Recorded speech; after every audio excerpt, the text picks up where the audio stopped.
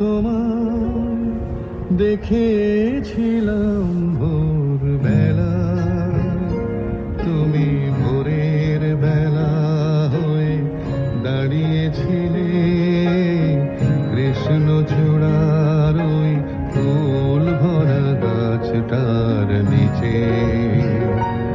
আমি কৃষ্ণচূড়ার সেই স্বপ্নকে আহা দু চোখ ভরে দেখে নিলাম। সেদিন